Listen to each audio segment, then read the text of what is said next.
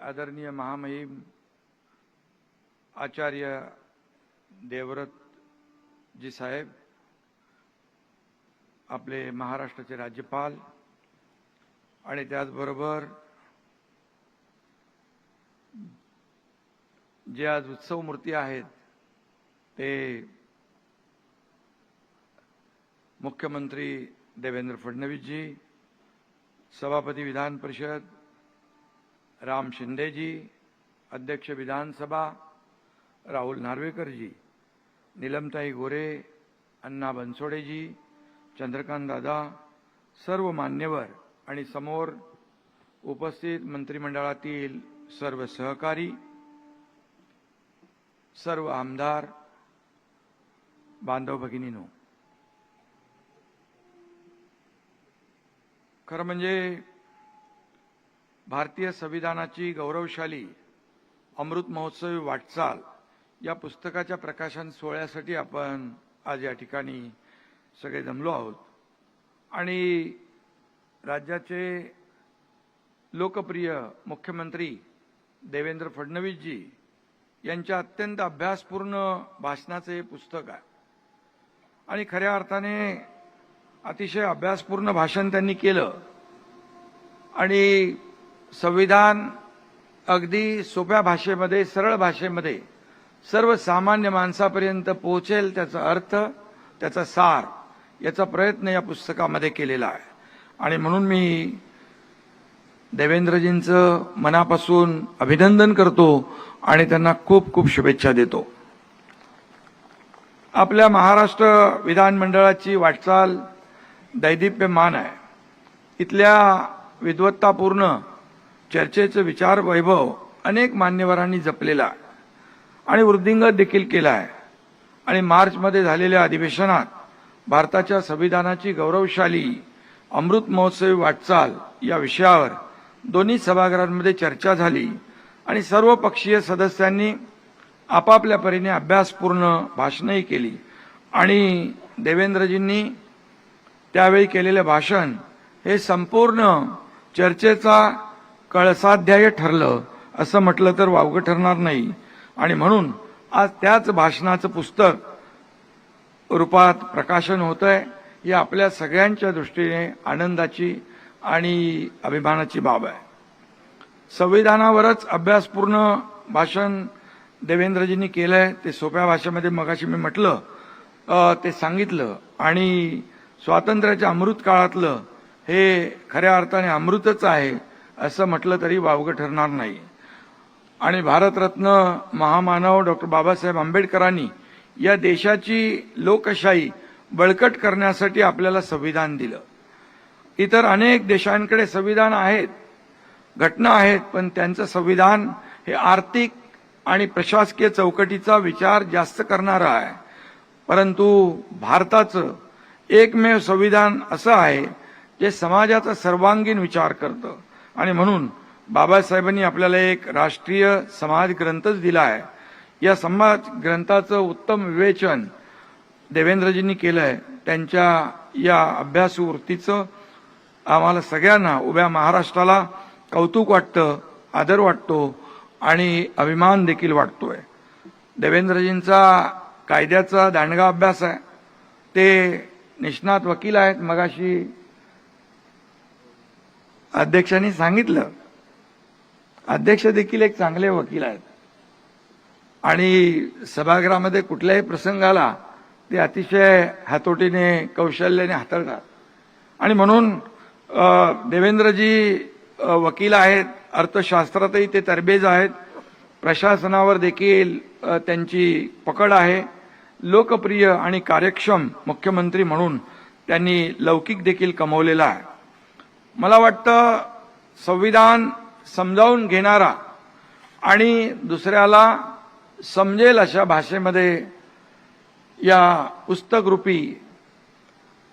पुस्तकातून देणारा देवेंद्रजी यांच्यासारखा मुख्यमंत्री देशात दुसरा मुख्यमंत्री कुणी नसेल असं आपल्याला सगळ्यांनाच अभिमान। देवेंद्रजींसोबत अनेक वर्ष आपण सगळे काम करतोय, त्यांची विचार करण्याची पद्धत, निर्णय घेण्याची क्षमता हे सगळं मी आपण सगळ्यांनी जवळून पाहिलेलं आहे. देवेंद्र फडणवीसजी यांचं महत्त्वाचं कौशल्य म्हणजे मुद्देसूद मांडणी. कुठल्याही विषयाचा व्यवस्थित अभ्यास करूनच ते बोलतात. त्यामुळे समोरच्यावर त्यांच्या बोलण्याची छाप पडते, आपल्या सगळ्यांना माहीत आहे. आणि त्यांच्या भक्कम निर्धाराला मेहनतीची जोड आहे, कष्टाची जोड आहे. आणि नागपूर आहे इकडे, ते सावजीसारखे तिखट आणि नागपुरी संत्रासारखे गोड आहेत असं म्हटलं तर वावगट नाही. आपल्या भाषणात देवेंद्रजींनी संविधानाचा इतिहास तर मांडलाय, पण त्याहीपेक्षा महत्वाचं म्हणजे संविधानाची वाटचाल कशी झाली हे त्यांनी अत्यंत सोप्या भाषेमध्ये समजावून सांगितलेलं आहे. खरं म्हणजे अनेक रेफरन्सेस त्यांनी दिलेले आहेत, अनेक उदाहरणं दिलेली आहेत. आणि आपल्या 1 तास 20 मिनिटाचं त्यांचे भाषण संसदीय लोकशाहीवर निष्ठा असणाऱ्या प्रत्येकासाठी ज्ञानदायी आणि प्रेरणादायी ठरल्याशिवाय राहणार नाही, अशा प्रकारचं मत या ठिकाणी माझं आहे. आणि म्हणून त्यांनी अनेक उदाहरणं दिलेली आहेत. आणि त्यामध्ये माझ्यासारखा सामान्य शेतकरी कुटुंबातून आलेला कार्यकर्ता मुख्यमंत्री होऊ शकतो हे केवळ संविधानामुळे शक्य झालं, हीच या संविधानाची खरी ताकद असल्याचंही देवेंद्रजींनी आपल्या भाषणात म्हटलेलं आहे. आणि म्हणून अशी अनेक उदाहरणं दिलेली आहेत. राज्यघटना बदलली जाणार असं फेक नरेटिव्ह देखील काही त्यावेळेस अनेकांनी पसरवलं आणि त्याचाही पर्दाफाश आपल्या भाषणामध्ये देवेंद्रजींनी केला होता. 370 कलमाला भारतरत्न डॉक्टर बाबासाहेब आंबेडकरांचा विरोध होता, त्यांची भूमिका देखील देवेंद्रजींनी दाखले देत सविस्तरपणे मांडली होती. आणि म्हणून बाबासाहेबांची भूमिका प्रत्यक्षात आणण्याचं ऐतिहासिक काम प्रधानमंत्री नरेंद्र मोदीजी आणि गृहमंत्री अमित भाई यांनी पूर्ण केली, असा महत्त्वपूर्ण उल्लेख देखील त्यांनी आपल्या भाषणामध्ये केलेला आहे.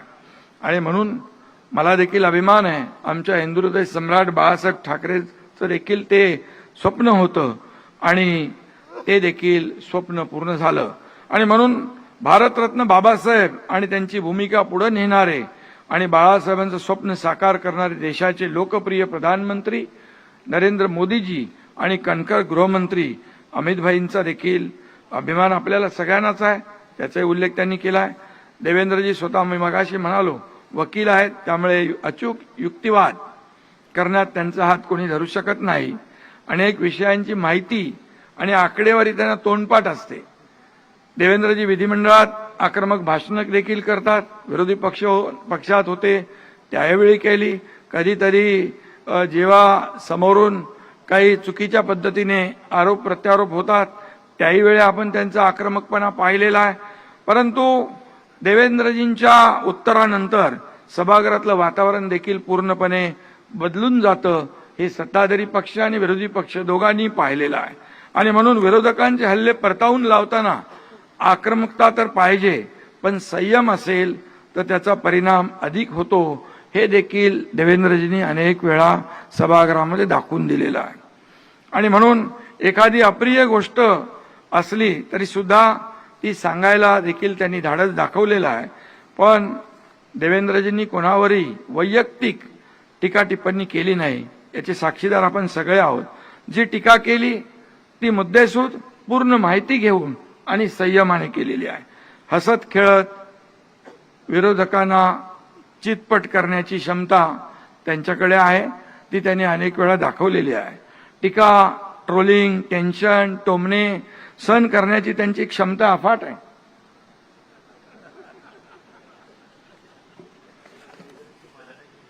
पण देवेंद्रजींनी कधी उत्तर त्याला दिलं नाही आणि आरडाओरड आणि आदळापटही केली नाही.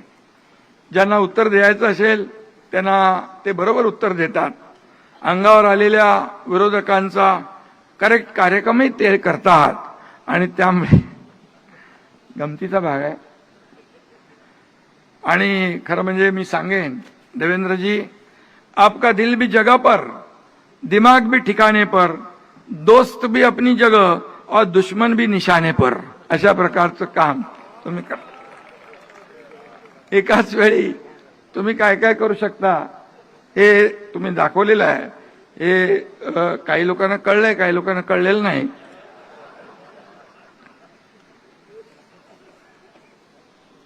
अमिताभ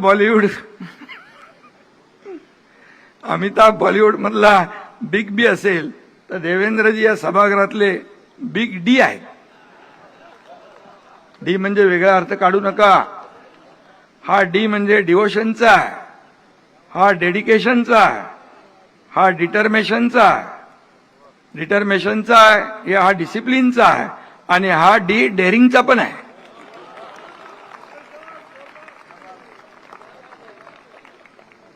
अरे नागपूरच्या थंडीमध्ये काहीतरी परिस्थिती किती गंभीर असली तरी ते कायम खंबीरच असतात. आणि म्हणून कारण ते कायम थंड डोक्याने परिस्थितीला सामोरे जात असतात. आपण म्हणतो डोक्यावर बर्फ ठेवतो, पण मला वाटतं त्यांच्या डोक्यावर बर्फाची लादी ठेवतात वाटतं. नगरसेवक, महापौर, विरोधी पक्षनेता, मुख्यमंत्री, उपमुख्यमंत्री, पुन्हा मुख्यमंत्री असा प्रवास त्यांनी केलाय. महायुतीमधील सहकारी अशा अनेक भूमिकांमध्ये मी त्यांना पाहिलेला आहे आणि मी अगदी जवळून पाहिलंय. अनेक वर्षापासून जेव्हापासून ते आमदार होते तर मॅजेस्टिकमध्ये तिथं आपल्या त्या छोट्या रूममध्ये सगळी पुस्तकं वाचायचे. ते फार अभ्यासाने त्यांनी कष्ट घेतलेले आहेत. एकदा महापालिकेचं आमचं एक महापौराचं प्रकरण होतं तेव्हा मी गेलो होतो आणि एका छोट्या रूममध्ये त्यांचं चाललं होतं पुस्तकं सगळी चाळायचं काम. आणि त्यामुळे कष्ट आणि मेहनत घेतल्याशिवाय हे सगळे अचिव्हमेंट होत नाहीये.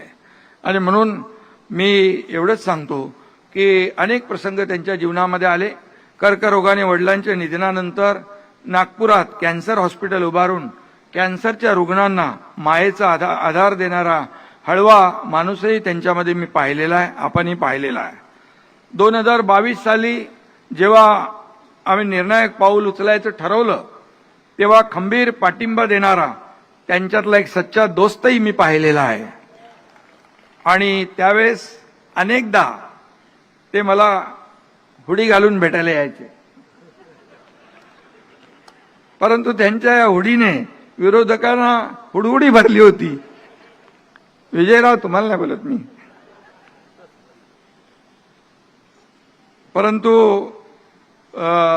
कधी म्हणजे अनेक अनुभव आहेत. सगळे आता सांगता येणार नाही, इथं वेळ नाहीये. तेव्हा आपण एक नंतर त्याच्यासाठी एक कार्यक्रम वेगळा लावू.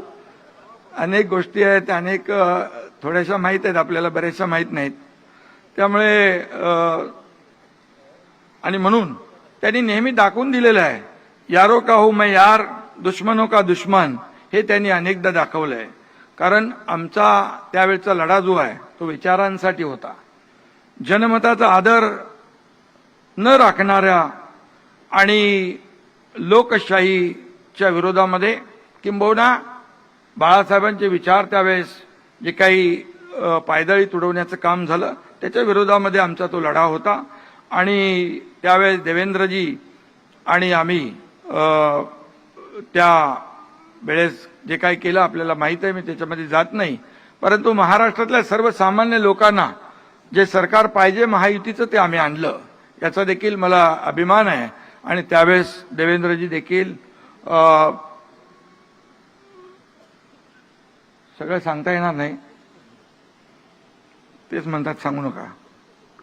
आणि म्हणून त्यांची आणि माझी मैत्री देखील आहे, ती गेल्या अनेक वर्षापासून आहे, ती अनेकांना न कळणारी आहे. हम वो नहीं जो दिल तोड़ देंगे, हम वो नहीं जो दिल तोड़ देंगे, थाम कर हाथ फिर साथ छोड़ देंगे. पानी की तरह है ये दोस्ती हमारी, पानी की तरह ये दोस्ती हमारी, कोई कितना भी चाहे हम जुदा नहीं होंगे. चल, अरे आता हे जे काही चालू आहे त्याच्यावर बोललो मी. काय पत्रकार बोलतात, काय रे तुम्ही हसत नाही, बोलत नाही, अबोला धरलाय का? आता मी त्या दिवशी म्हणालो, आता आम्ही जे बोलू ते तुमच्याकडे रेकॉर्डिंग करून पाठवू, नाही तर फोटो इंस्टाग्रामवर पाठवू. देवेंद्रजींनी यापूर्वी बजेट कसं वाचावं यावरही देखील एक अभ्यासपूर्ण पुस्तक लिहिलंय. त्यातूनही अनेकांना मार्गदर्शन मिळाले. खरं म्हणजे राज्यपाल महोदय जी वो बजट का किताब इतना बड़ा बड़ा रहता है, तो बड़ी बैग पहले मिलती थी और वो बाकी लोगों को पढ़ने की इच्छा होगी, पढ़ते थे भी लोग, लेकिन वो ऐसे आसान सरल भाषा में उन्होंने बजट कैसे पढ़ना ये बताया, तो फिर बजट लोग पढ़ने लग गए। और आज का भी जो है वो भी काम उन्होंने वैसे ही किया आहे। आणि म्हणून त्या बजेट कसं वाचावं या पुस्तकातून देखील अनेक लोकांना मार्गदर्शन मिळालं। आज प्रसिद्ध होणारं पुस्तकही अनेकांसाठी दिशादर्शक ठरणार आहे। तुम्ही अशीच अभ्यासपूर्ण आणि मार्गदर्शक भाषणं करत राहा, अशी अनेक पुस्तकं तुमच्याकडून या महाराष्ट्राला मिळत राहो अशा आम्ही शुभेच्छा आपल्याला देतो। देवेंद्रजींचं हे पुस्तक इतरही भाषांमध्ये आपण अध्यक्ष आणि सभापती आहेत, आपण इतरही भाषांमध्ये ते कसं प्रकाशित होईल यासाठी देखील आपला प्रयत्न असेल। हे पुस्तक जे आहे महाराष्ट्रातल्या प्रत्येक शाळा आणि महाविद्यालयात प्रत्येक लायब्ररीमध्ये पोहोचलं पाहिजे अशा प्रकारची भावना या ठिकाणी व्यक्त करतो। राज्यशास्त्राच्या विद्यार्थ्यांनी हे पुस्तक संदर्भ ग्रंथ रेफरन्स म्हणून नेहमी हाताशी ठेवलं पाहिजे। विद्यार्थ्यांनी नाहीतर आपल्यासारख्या लोकप्रतिनिधींनी देखील हे पुस्तक वाचलं पाहिजे, एकमेकांना भेट दिली पाहिजे, तसा प्रकारचा देखील प्रयत्न आपण केला पाहिजे।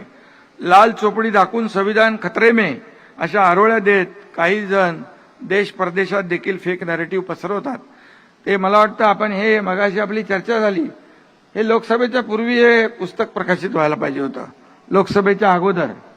त्यामुळे बऱ्याचशा याच्यामधून आज काय मी कोणावर टीका करत नाही, ते होते विजयराव, ते पण तिथून गेले वाटतं। आणि म्हणून मी आपल्याला एवढंच सांगतो की त्यांच्या काळात संविधानात सर्वाधिक बदल देखील करण्यात आले ज्यांनी फेक नॅरेटिव्ह पसरवला, परंतु ते जाऊ दे आता। आणि या सर्व जर आज आपण पाहिलं तर हे पुस्तक जे आहे अतिशय सरळ सोप्या भाषेमध्ये सर्व सामान्य लोकांना, सर्वसामान्य नागरिकांना मला वाटतं समजेल आणि ते आपण जरूर सगळे वाचतील अशा प्रकारचा विश्वास या ठिकाणी मी व्यक्त करतो। आणि डॉक्टर बाबासाहेब आंबेडकरांनी दिलेले हे संविधान अबाधित राखण्यासाठी, शेवटच्या माणसापर्यंत विकास पोहोचवण्यासाठी आम्ही कटिबद्ध आहोत अशा प्रकारची ग्वाही देखील या ठिकाणी देतो। आणि महाराष्ट्र विधिमंडळ सचिवालय यांना धन्यवाद, दोन्ही आपले सभापती अध्यक्ष यांचं अभिनंदन, मनापासून शुभेच्छा, धन्यवाद। जय हिंद, जय महाराष्ट्र, जय संविधान।